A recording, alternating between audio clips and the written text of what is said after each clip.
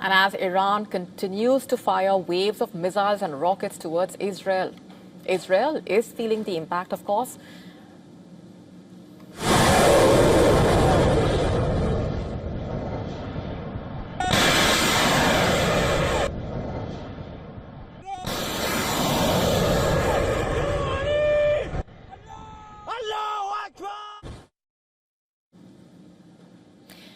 Those were visuals from damages Israel claims were caused by Iranian missile in Haifa, and now hard questions have been surfacing.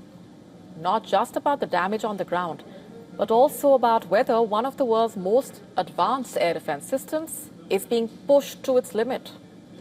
So what you are seeing now is the aftermath of cluster munition strikes in central Israel, a far more dangerous weapon. These warheads basically burst mid-air, scattering multiple submunitions across wide areas instead of one impact point.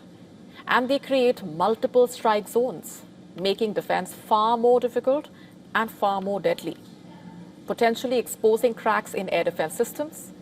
The intensity of Iran's strikes is likely to be forcing Israel and even the United States to confront a serious question.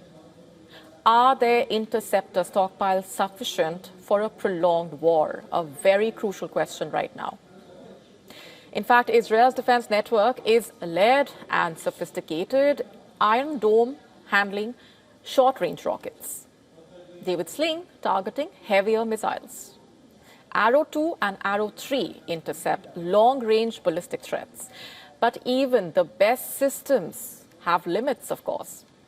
And data from Tel Aviv University's Institute of National Security Studies showing that around 380 Iranian ballistic missiles have already targeted Israel. And Iran still has firepower left. Estimates suggesting that at the start of the war, Tehran had up to 2,500 ballistic missiles. And even now, around 1,000 may still remain reportedly. These missiles are not just numbers, of course. They can be launched from mobile trucks or hidden underground silos, giving Iran the ability to keep striking even as its stockpile shrinks. And for Israel, the challenge is becoming strategic increasingly.